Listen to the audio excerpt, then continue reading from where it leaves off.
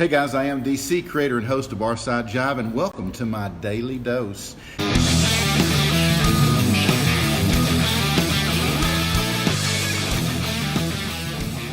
Today is Wednesday, October 9th, 2019, and you are witnessing my SEIGE on Normalcy Tour, day 68.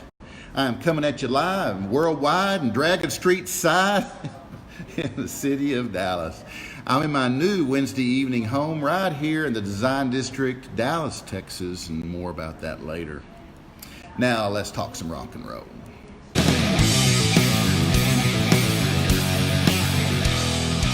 On this day in 1975, KISS joined a Michigan high school's homecoming festivities when an assistant coach wrote to say they'd begun winning football games after listening to the band in their locker room. How cool is that? Go Gene and Paul. On the afternoon of Thursday, October 9th, 1975, KISS arrived at Cadillac High School, and the party was on. Gene Simmons climbed out the sunroof and got up on top of it and spread his wings, and I thought, oh no, this is going to be something. And when they came to town, the football team, the cheerleaders, and some of the band people, we met them on the football field, and everybody had their face painted. Seeing all the football players in KISS makeup was surreal. It was like landing on Planet KISS, which incidentally we own as a trademark.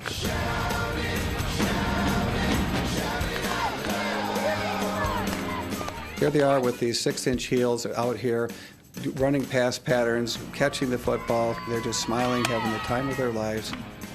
I remember running out onto the field and thinking, gee, I hope these make it through without, embedding me in the field. They were the absolute nicest, polite young guys that you'd ever want to talk to. Definitely interested in us as a team, and they just cared.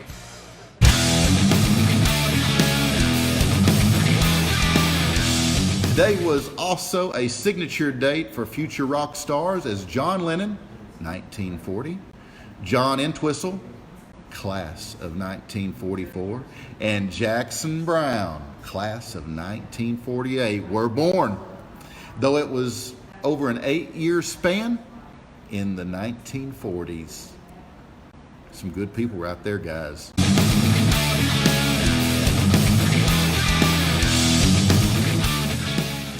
Now, Sean Ono Lennon also arrived on his dad's birthday on this day, 1975, prompting the ex-Beatles star to retire from the music business for a time. It's never permanent. It's just for a time. The members of Black Sabbath faced a different kind of battle with the bottle at their stop in Milwaukee on this day, 1980. When bassist Geezer Butler had to be taken to the hospital after being pelted with a flying object thrown by someone in the freaking audience. What an asshole. And when the crowd realized the band had left the building, all hell broke loose. Butler looked back on the fracas in a 2007 interview with Maximum Inc., laughing off his interviewer's apology on behalf of everyone in Wisconsin for that idiot's behavior, and musing, "It's all a big misunderstanding, really." As he went on to argue, the stage was dark when he got hit, so he thinks it must have been an accident. Okay, maybe. One compounded by an unfortunate lack of communication between the venue and the fans. Unless the fellow was some sort of incredible quarterback, I don't know how he could have hit me on purpose. But I was knocked out, and the band was busy getting me off the stage and to a hospital. When the lights came up, there was no band on stage, and of course the crowd totally freaked out. Looking back, Butler acknowledged that someone should have gone out and explained, like the promoter or someone. The band was worrying about getting me to the hospital, So the crowd freaked out because there was suddenly no band on stage, and things got worse from there. According to one person who claimed to have been in the crowd, Butler's basically correct, saying the audience had no idea what was happening and lashed out when they saw Sabbath had disappeared. The fan recalled everyone trashing the arena.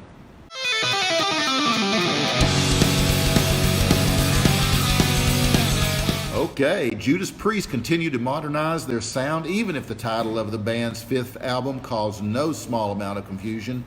In the U.S., this project is known as Hellbent for Leather, while it's called Killing Machine almost everywhere else.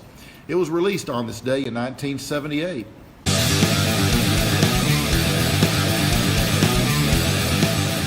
Being the opening act for one of the biggest bands in the world could never be an easy gig, but Prince had particularly rough encounter with Rolling Stones fans on this day in 1981. Yes, and I'm talking about Prince, the Prince. On a bill that also featured George Thorogood and the Jay Giles Band, as well as headliners, the Stones, Prince was not only the least recognizable artist on the stage of the LA Coliseum, but he was the only black, funky, and ultra glamorous one. Like when he appeared in a trench coat and black bikini briefs, the intolerant crowd began hurling homophobic slurs and pelting him with food and bottles. Go figure. Clearly forgetting that Mick Jagger himself was once known for androgynous antics himself. Distraught, Prince wanted to ditch the second opening date, but he was talked back into it. A replay of the night before ensued. Prince didn't let this public misunderstanding or any other slow him down in his quest for pop domination. As he was quoted as saying in a 2006 Guardian article, and I quote, "The only person who knows anything about my music is me." There you go, straight from the Prince's mouth.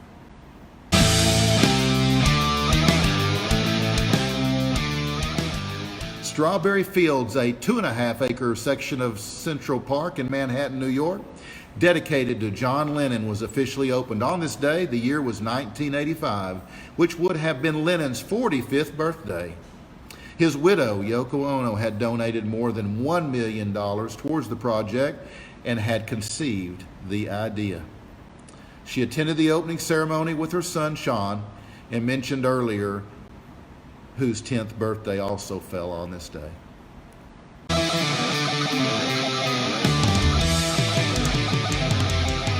Bruce Springsteen also released the very personal Tunnel of Love on this day, 1987.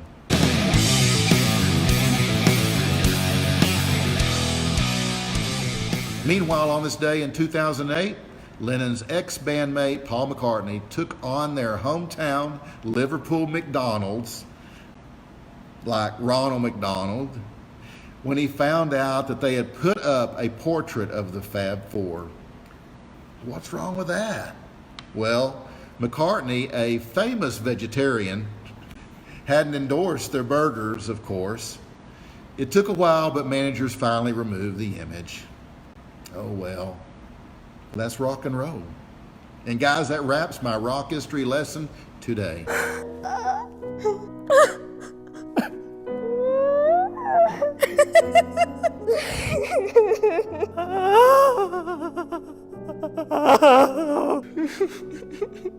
If you want more, just hold back those tears, because there is more coming from me for you on my show tomorrow. Because I do Barside Jive live tomorrow evening, and I always cover some rock history as well as my daily dose tomorrow. So again, just like Tuesdays, you get it twice on Thursday. Always go to my live show, vocalnow.com, and it's always vocal with a K. Guys, you can also join me for more rock music history every day as I peel back those pages and explore the past, present, and future of the rock legends.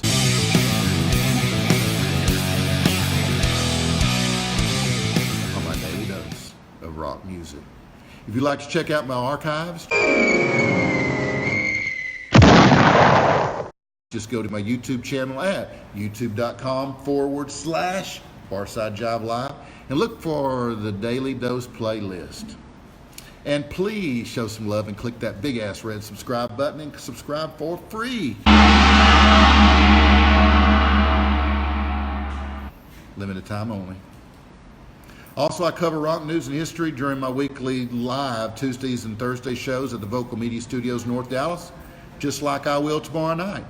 Both those 60-minute shows are packed full of music, including nationally touring singer-songwriters, as well as some of the very best tribute and cover bands in the country during my live music showcase, as well as my Tipsy Gypsy Bree Akers, bringing drinks and tips from behind the bar, and Art Jive Live, my visual arts segment featuring artist Brad Jensen and other creatives. So join us at vocalnow.com. Look for the Barside Jive image at the top of your screen. Click on it.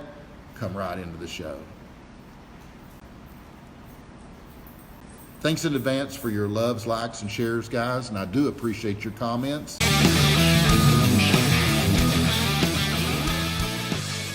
Those are all what make this worthwhile. And don't forget to check out my Facebook page, facebook.com/Barside Jive Live, my Instagram at Barside Jive. My website is barsidejive.com. And again, my YouTube channel is youtube.com/Barside Jive Live. Thanks for hanging out with me during my daily dose today, and remember always to drink responsibly and don't drink or text and drive. Keep in mind that we've just got one life to live, so let's make it good. Seek every day to be a hero in someone's life. And until next time, peace, love, and rock and roll. See you tomorrow. What's up, Doc?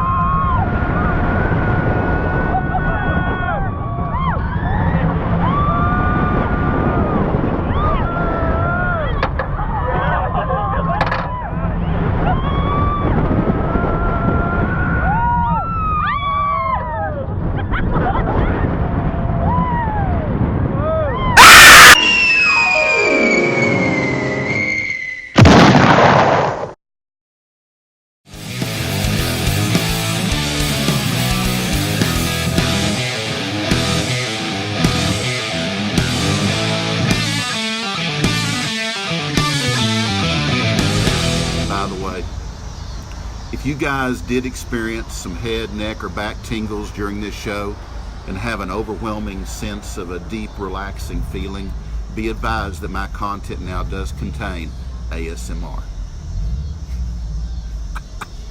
This isn't just a word from the sponsor, it's simply a very good suggestion. It stands for real refreshment.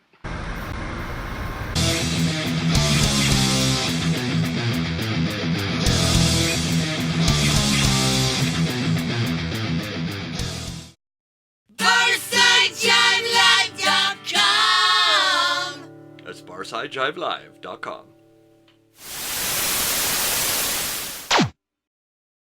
You are feeling the tingles.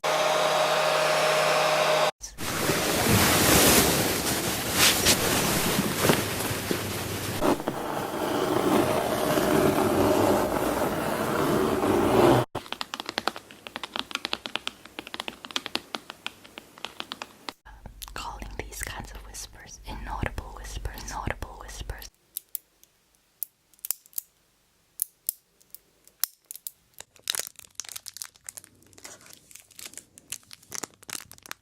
This is the best time to put the lotion on the skin.